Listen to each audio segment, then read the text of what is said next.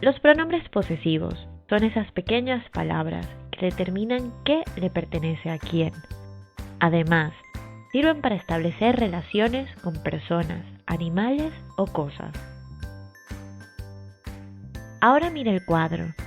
Puedes ver que hay una sección para el singular y otra para el plural.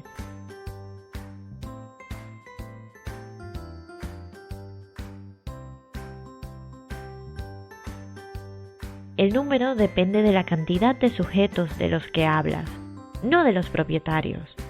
Por ejemplo, estos son mis perros, este es tu libro, esta es su casa. Mira el último ejemplo. Podemos estarnos refiriendo a un solo propietario o a varios.